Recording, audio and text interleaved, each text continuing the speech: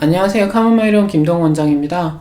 오늘은 JTBC 이규현이 스포트라이트 개구충제의 기적에 대한 감상평을 말씀드려 보겠습니다.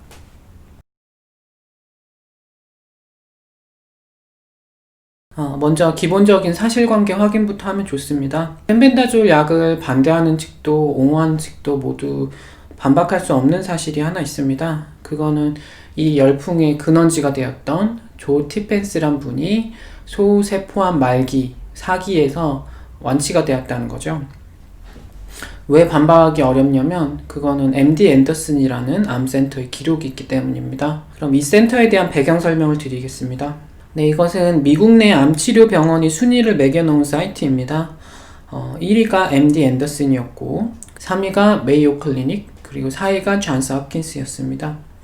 그리고 또 사진을 보시면 삼성의 이건희 회장님, 암치료를 자신이 그룹 산하 삼성병원에서 받지 않았고 이 MD 앤더슨 병원에서 받았습니다. 이렇게 MD 앤더슨은 세계 최고의 암센터라고 해도 과언이 아닙니다. 근데 JTBC 이 프로그램은 이렇게 공인된 암센터의 의료 기록으로 확인할 수 있는 사실을 의심하는 태도로 시작을 합니다. 영상을 보시죠. 지금이라도 이 사진을 공개한다면 의심은 해소될 겁니다.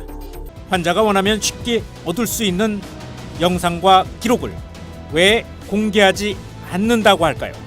의무기록은 환자의 비밀 기록입니다. 환자분이 원하면 대중이나 언론사에 공개할 수 있는 것이고 원하지 않다면 안 하는 겁니다. 그런데 이 프로그램은 검찰이 압수수색 영장을 냈는데 왜 이런 증거물을 내놓지 않느냐 하는 태도로 얘기를 하고 있습니다. 또한 프로그램에서는 티펜스 씨가 자신들에게 의무기록 일부만 주었다는 것에 대해서도 의구심을 드러내고 있습니다. 영상을 한번 보시죠. 다소 불쾌함을 드러내며 펫CT 사진은 주지 않습니다. 끈질긴 요청 끝에 마침내 그가 의무 기록 일부를 보내왔습니다. 의료 기록을 좀 보여달라고 얘기를 했는데 PET나 CT는 안 왔고요. 의료 기록 일부는 왔습니다. 이렇게 티펜스 씨가 보내준 자료를 가지고 프로그램에서는 전문가에게 의뢰해서 분석을 합니다. 또 영상을 보시죠. 티펜스가 보낸 것은 2016년 8월부터 올해 9월까지 찍은 6장의 펫CT를 판독한 기록입니다. 이 영상이 나온 것은 MD 앤더슨이 영상의학과에서 낸 판독지를 보여주고 있습니다. 대학병원급 이상 병원에는 영상의학과, 영어로 하면 Radiology라는 그런 과가 있고요. 이곳의 영상의학과 전문의가 낸 판독 소견이 가장 중요합니다. 왜냐하면 이것이 의무기록으로서 법적 책임과 효력을 지니고 있는 방사선학적 자문에 대한 최종 산물이기 때문입니다. 한번 사진을 보시죠.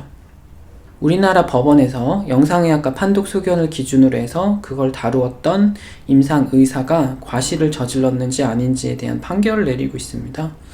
이렇게 법원 판결에서도 원본 CD를 가지고 이거를 보면서 판단을 하는 게 아니고 그건 봐도 일반인이 모르기 때문에 가장 중요한 법적 효력에 있어서도 영상의학과에서 낸 최종 판독 소견이 그 기준점이 되는 걸 알 수가 있습니다.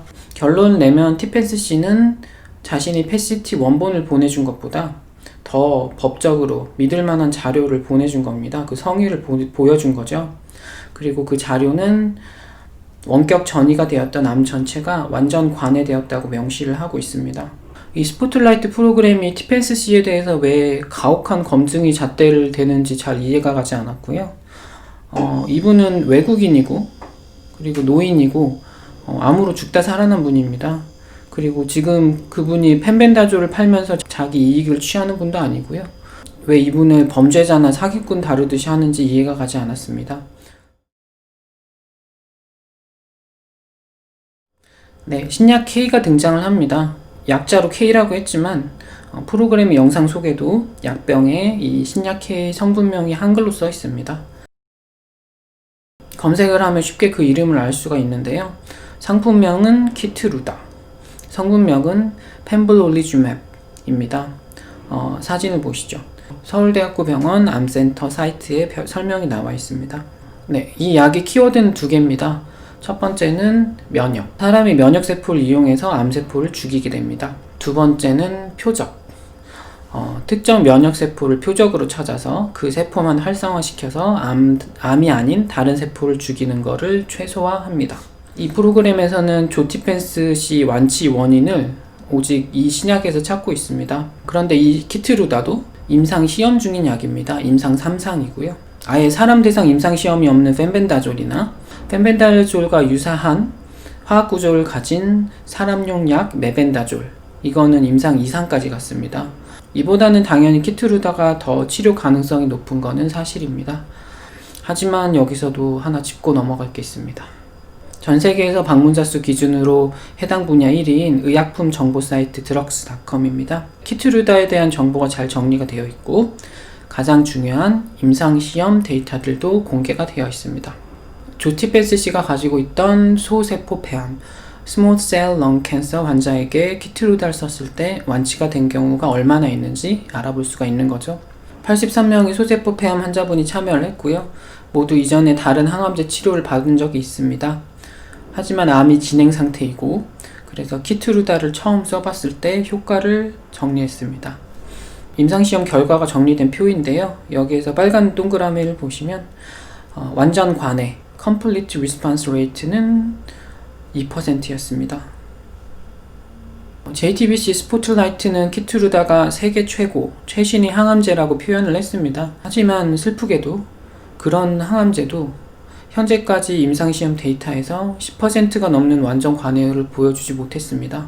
프로그램 속에서 사회자분은 사람들은 댓글을 통해 근거보다는 추측, 과학보다는 믿음을 공유했습니다 라고 얘기를 했습니다. 하지만 전 세계 인간이 갖고 있는 최선의 과학 지식을 동원해도 소세포 폐암, 말기암 완치율이 2%밖에 안 됩니다. 그리고 말기암이라는 질병은 사람을 참 숙연하게 합니다.